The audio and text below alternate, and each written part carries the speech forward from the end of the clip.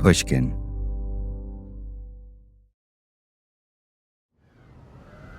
A deadly winter storm whipped across the jagged hill in North Korea. It was the last day of November, 1950, and it was more than 20 degrees below zero. The Marines of Company G tried to find a foothold on the hill. It was pure ice. They kicked their frozen guns, hoping to get them to work. They tried to carve foxholes in the rock-hard ground. They searched for some way to shelter from what was coming. And they had to do it fast. They heard the sound of bugles and whistles. The Marines knew what that meant.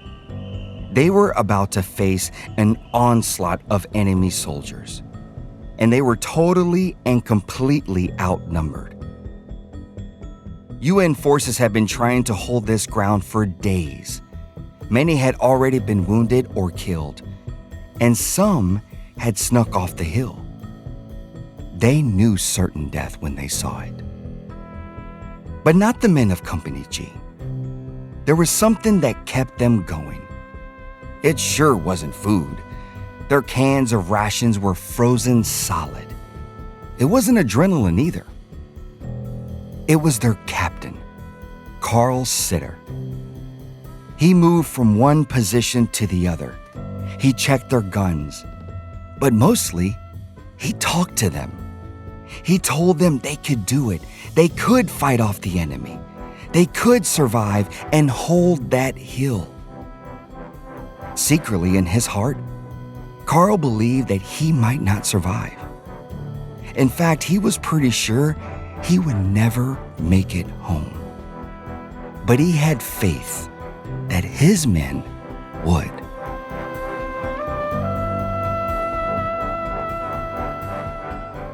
I'm J.R. Martinez, and this is Medal of Honor, Stories of Courage.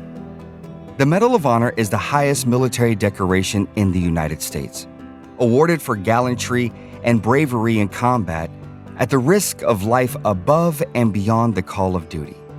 Each candidate must be approved all the way up the chain of command, from the supervisory officer in the field to the White House.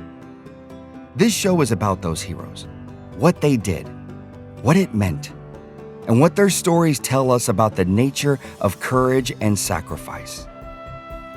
Carl Sitter wasn't your typical Marine. He wasn't an amazing physical specimen, all muscle and brawn. He was kind of pudgy, round-faced, and kind. But he had a superpower, a talent for taking care of his men, shepherding them through the worst days of their lives, inspiring them. They knew for sure he would never leave them behind. And here's the crazy thing. Carl wasn't really supposed to be there. His story of leadership is filled with crazy good luck and crazy bad luck. His story is about fate and faith, the kind of faith that can keep you alive against impossible odds.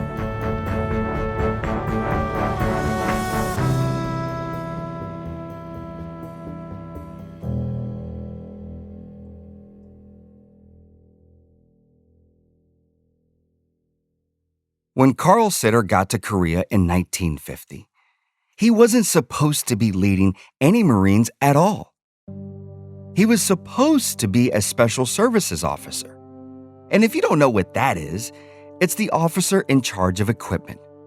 In Carl's case, that equipment wasn't guns or ammo.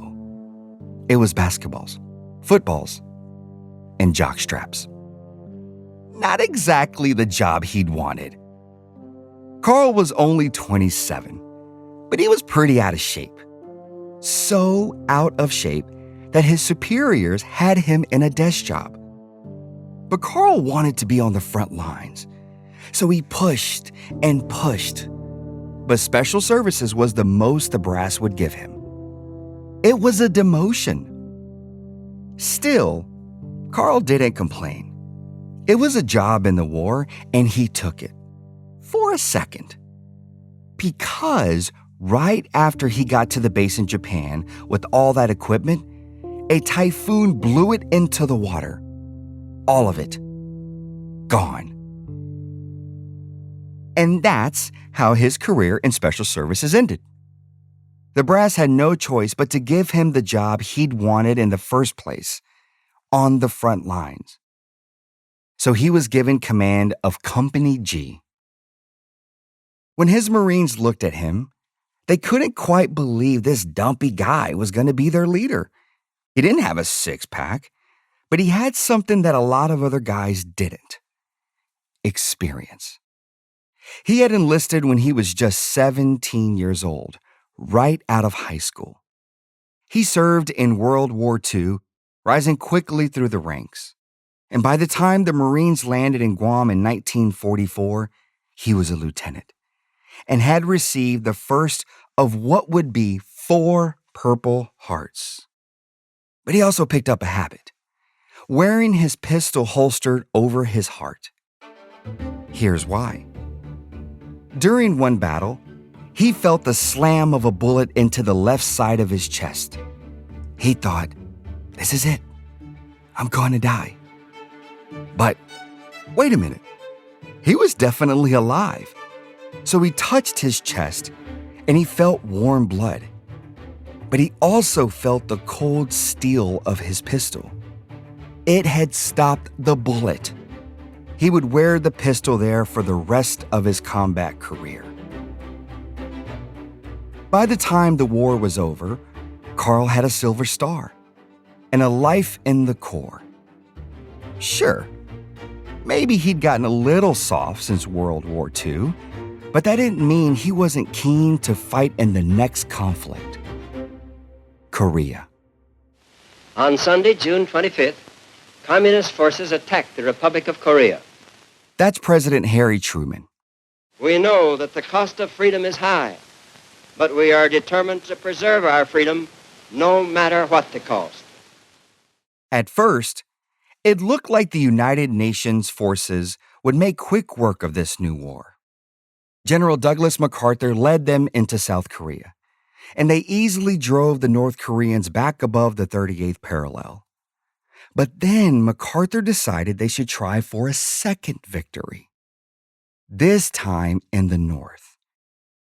By the winter of 1950, UN troops had landed in North Korea and were moving inland. They went up treacherous mountain passes and straight into a trap. They didn't know that around 400,000 Chinese troops had secretly crossed the Manchurian border to aid the North Koreans. Some were battle-hardened veterans, and most were so-called volunteers who had been forced into combat. They didn't have enough weapons, they were fed very little, but there were so many more of them. And on the night of November 27th, they attacked. Chinese soldiers surrounded the group of Marines who had gotten the farthest into the mountains. And the Americans realized they were outnumbered by the thousands. General MacArthur ordered a hasty withdrawal, but then those withdrawing troops got trapped. They were miles inland, near the Chosin or Changjin Reservoir. There was only one road out, and the Chinese forces captured it. They were hopelessly stuck. Reporters were there to witness the mayhem. Here, thousands of Marines and other United Nations forces are trapped by overwhelming masses of Chinese Reds who encircle them near the Changjin Reservoir. Carl and Company G were in North Korea, but far from the fighting. That didn't last long. Stephen Olmsted was a young Marine private in Carl's company. Then we got the word, you guys are going to join up with your parent battalion. They were going to bring ammunition, food, and supplies to the trapped Marines. The people up around the reservoir desperately needed reinforcements, particularly some more tanks. Most of the troops were near the UN forces' last, best foothold, a town called Hagaru-ri. It had makeshift hospital facilities and a half-constructed airstrip. It was their only hope to unite the separated groups of Marines. Haga-Ru-Ri had to be held at all costs. Carl's men would have to fight their way there, up the main supply route, that dangerous mountain road. Then they would clear the path for all the UN troops to retreat to the port and get out of North Korea. And they would be outnumbered 10-1.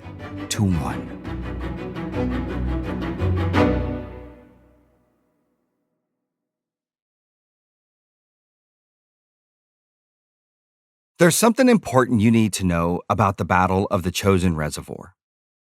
It wasn't just the enemy that was deadly. It was the weather. It was the coldest Korean winter in 100 years. Raymond Davis was there. Like Carl, he was commanding a group of Marines. The snow came, the temperature dropped to 40 below zero. In the mountains, the weather service said the wind chill was something like 70 below zero. Weapons froze shut. Truck batteries died. Faces covered with ice. Our radios wouldn't work, they were frozen. Food frozen, water frozen. Terrible conditions. And the men didn't have the right gear. After all, everyone, including leadership, had been sure they'd be home by Christmas. Their coats were thin. On their feet, they wore something called shoe packs. They weren't winter boots, just rubber soles and a leather top. They made your feet sweat when you marched and freeze when you stopped. Tons of men got frostbite. Anytime I find a Marine down, I would get him on his feet because he'd freeze to death. And now Carl and his men were going deeper into the mountains. Carl's company had joined forces with Colonel Douglas Drysdale of the British Royal Marines. On November 29th, they all set out for the UN camp at Haga-Ru-Ri. Here's Stephen Olmsted again, that private in Carl's company. We boarded trucks, and it was kind of like an old Western movie going through what is later called Hellfire Alley. Hellfire Alley is right. On one side of the road, there were steep drop-offs going down thousands of feet. On the other side, Chinese fighters held the high ground. They turned that mountain road into a shooting gallery. We would jump out and engage them, drive them away, and go on, do it all over again. Carl was focused and calm as they made their way towards Haga-Ru-Ri. At one point, they came under intense fire. The Chinese had set up a roadblock up ahead, and Company G were sitting ducks. Unless they got out and cleared it, their trucks would explode where they stood. Now, we don't have access to recordings of Carl, but he was interviewed many times during his life. Our editor and good friend of the podcast, Ben Nadav Hafri, is going to read his words here. This is what Carl told Leatherneck magazine in 1986. I yelled for everybody to get off the trucks, and it seemed like anybody close to me was getting shot. Like I was protected by an invisible shield and I wasn't being hit. Carl didn't have time to marvel at his survival. As the bullets rained down, he raced to the front of the convoy. He had to check in with Drysdale. But when he got there, he discovered that Drysdale had been shot. He could no longer lead the group. He gave command to Carl. In case all of this action has wiped your memory, let me remind you, Carl wasn't even supposed to be on the front lines, and he certainly wasn't supposed to be leading this group of men on this deadly mission. But he didn't question it. He had a sense that if he was there, it was for a reason. By this point, it was night. The surviving Marines cleared the roadblock and jumped back in the trucks. They rattled forward through the dark, unsure of how far they had come and how much further they had to go. Tracers and explosions lit up the night as they inched towards Hagaruri. Then they saw the distant lights of the Marine encampment. Carl breathed a sigh of relief. There were tents on the side of the road. They had to be Americans. They weren't. Chinese fighters jumped out of the tents, and the Marines were right back in the battle. 3 of the trucks went over the side of the road on fire, lost for good. And the rest of the convoy hit the gas and made it out of the ambush. And at 9 p.m., they finally reached Hagaruri. The 12-mile journey had taken 12 hours. Of the 900 men who started out that morning, 169 were killed, 159 were wounded, and 321 were missing or captured. That left them with less than a third of their fighting force. Once they got to camp, Carl told his men to get some rest. They would have to sleep on the frozen ground. Half the people didn't have sleeping bags. I didn't have one. I gave mine up. When they woke up the next morning, they were covered in snow. You could see all these holes where people had melted through the snow while they slept. They were freezing and exhausted. But if the UN troops ever wanted to leave the Chosin Reservoir, Carl and his Marines would have to fight again. They had to take East Hill. East Hill rose about 500 meters above the valley floor. It was the high ground. Whoever controlled East Hill controlled that one road in and out of Hagaruri. Plus, if the Chinese took East Hill, the Marines would never be able to finish the airfield. That means they would never get more supplies. They wouldn't be able to bring out their wounded and their dead. If we had not controlled them, physically controlled them, the 1st Marine Division, in all likelihood, would have been annihilated. Carl would be going to relieve Major Reginald Myers. Myers had been fighting on East Hill for 2 days. He and his men were just barely hanging on. Myers needed help, badly. Here's what interests me. As a leader, Myers was the opposite of Carl Sitter, a tough Marine with an old-school way of leading his men. If he felt they weren't moving fast enough, he'd just, well, I'll let him tell you. You kicked them, or you shot at them, rather. You pulled your pistol out and you fired in the air and did everything you could to get them to move. Basically, you treated your men like cattle, which is how a lot of guys treated soldiers. But let's be honest, that didn't always work. A lot of Myers' men had gotten off the hill as quickly as they could. They took wounded soldiers down to the aid station and somehow never managed to go back up. And now, Myers was down to just 75 men. So on the morning of the 30th, Carl and his Marines started up that icy hill, slipping and crawling, passing the bodies of fallen soldiers as they made their way higher. The Chinese machine guns kicked up dirt and shards of ice around them. But finally, they got to the top. They began to dig in. They tried to carve out foxholes in the ice, but their tools snapped like matchsticks. They knew the counterattack was coming. And at 10:30 that night, it did. A Chinese illumination grenade went off, and the sky turned to a sickly green. In the dim light, the Marines could see the hill below them. There were so many men climbing up. It looked like the ground was moving. The sound of their bugles and whistles cut through the icy air. Carl told the Richmond Times-Dispatch in 1993 that it was the scariest sound in the world. If you're not afraid, you're stupid. I think everybody was afraid. Carl's men looked up at him with hopelessness. They were so outnumbered. But Carl knew what his job was. Not to force them like Myers. Not even just lead them, but to motivate them by understanding what they were going through.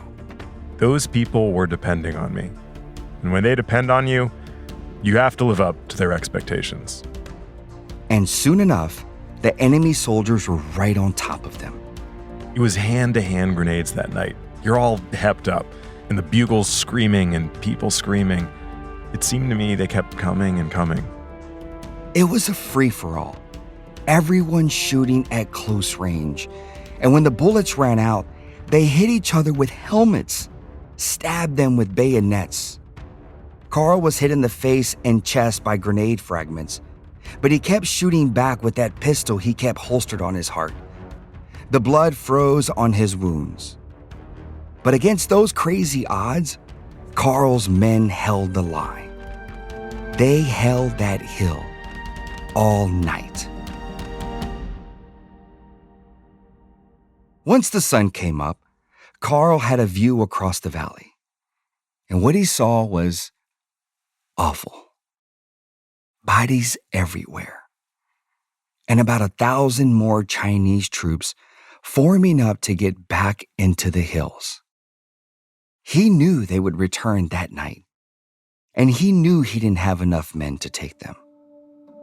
So he had a crazy idea. He called down to the bottom of the hill and asked for any able-bodied man to be sent up East Hill. Cooks and supply people and engineers answered the call. This ragtag crew made their way up to join Carl and his Marines. Carl was already an improbable leader, and now he was leading men who weren't even supposed to be fighting. But if anyone could inspire them, it was Carl. In 1999, he told a Richmond Times-Dispatch reporter that he had total faith in those men, even if he wasn't sure he would survive. I had no doubt we were going to get out of there, but I didn't know if I personally would make it. As darkness descended again, the enemy returned in full force, just as Carl had feared. The hill was rocked with mortar fire.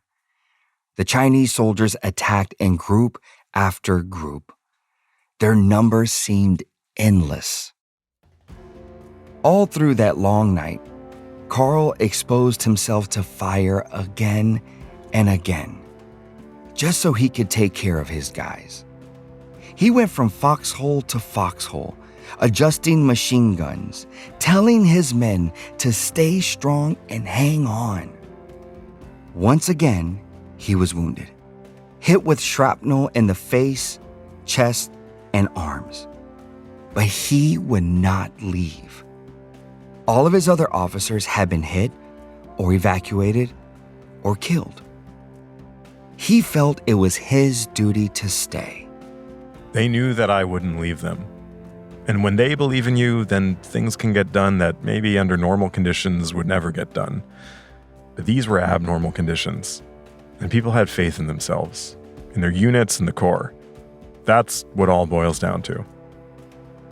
And then, just before dawn, the attack slowed. As the sun rose, it was quiet. They were alive. Carl Sitter had led his team of supply guys, cooks, and Marines through the darkest night. He had believed in them, and so they had believed in themselves.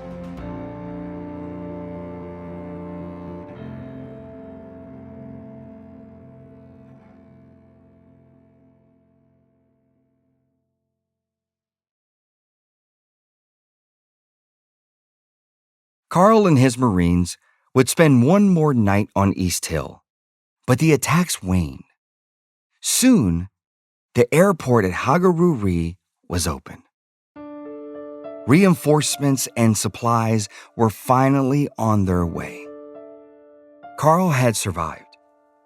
Only 96 of his men walked off that hill with him.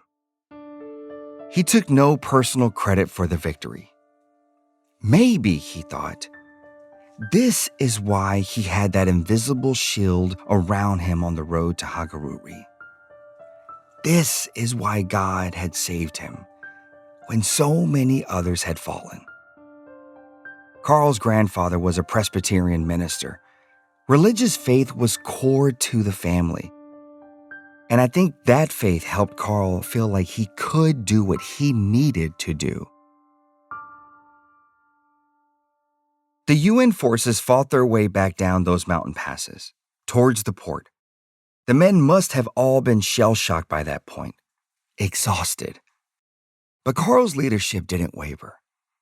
He made sure that his men knew that they mattered and that he would not leave a single person behind. Stephen Olmsted remembers it well. I felt that if I were hit, killed, or badly wounded, that my fellow Marines, the guys on my right and my left, would get me off the hill and take care of my body. And that meant a lot.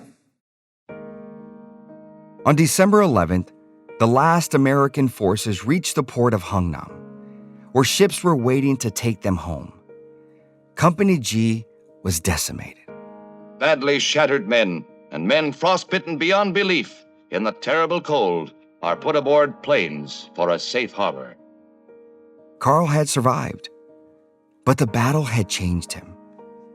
It had shown him how fleeting life was, how fragile we are. There was something else that struck him, that all the men noticed. As bad as it had been for the Americans, the Chinese soldiers had it even worse. They had been cannon fodder. It seemed like no one in their leadership expected them to survive. Here's Raymond Davis again. They didn't have artillery, didn't have air. We found whole Chinese units frozen to death, tennis shoes, no socks. Carl's heart went out to those enemy fighters. Even after what he had faced, he felt sympathy and respect for them. He saw their humanity. Carl eventually returned to the States. He got promoted again. And then he got the call to go to his commanding general's office.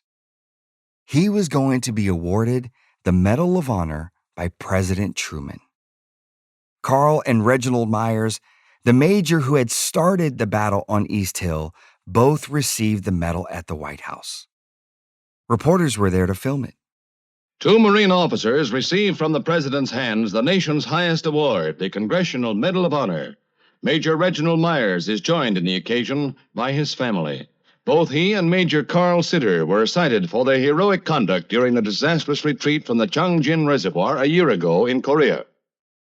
But Carl didn't believe he did anything particularly special or hard. I had the easy job because as commanding officer, you're worried about the troops and hoping your past training and everything will give you the knowledge to go ahead and do the right thing. And you hope the mission will be completed. The hardest position was some private down there in a hole. And the only thing he knows is someone's coming. Carl stayed in the Marine Corps for a total of 30 years. He had a full life, a family, 2 boys and a girl. And after he retired from the service, he and his wife Ruth settled in Richmond, Virginia. Carl worked with the Department of Social Services. He retired again. But he had spent the decade since Korea thinking about why he had been spared when so many others had died. He wondered what God wanted from him. Was fighting in wars really what he was put on this planet to do? What war does is destroy people on both sides. And it takes many years to get back what we destroyed. We don't really win anything by war. And so he dug into his faith. What he found there was a core lesson. God says we're to love everybody. So in 1997, when he was 74 years old, he decided to get a master's degree in Christian education. He knew he was too old to be a minister. His plan was to volunteer to help the elderly. But then his friend Bill Crawford passed away. Crawford was a Medal of Honor recipient from Pueblo, Colorado. Carl had grown up in Pueblo too. So Carl flew out to the funeral. It was a cold and windy day, but Carl insisted on joining the procession to the cemetery. Standing outside for the service, braving the elements, being there to honor his friend's heroism and service. After all, he stood out in far worse weather than that. When he got home, Carl came down with the cold. The cold turned to pneumonia. He died 3 weeks later at the age of 77. What I love about Carl's story is how grounded it is in faith. Not faith in a higher power necessarily, though he certainly had that. I'm talking about faith in the potential of others. Carl's men had faith in him, and he had faith in them. It was a virtuous circle, and that circle made them all stronger. It inspired them. That was Carl's superpower. It's an amazing way to lead, and more than that, it's a beautiful way to live.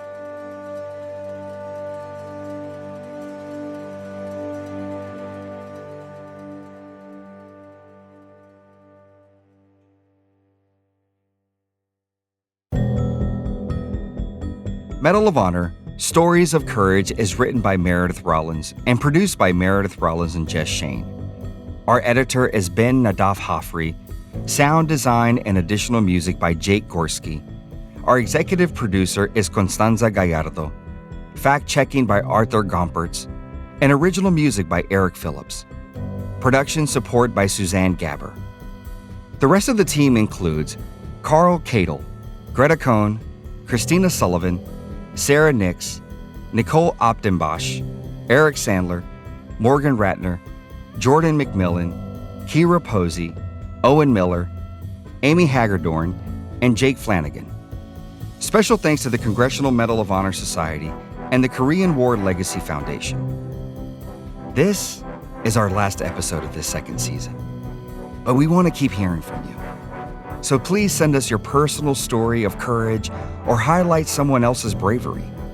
Email us at medalofhonor@pushkin.fm. You might hear your stories on future episodes of Medal of Honor or see them on our social channels at Pushkin Pods. I'm your host, J.R. Martinez.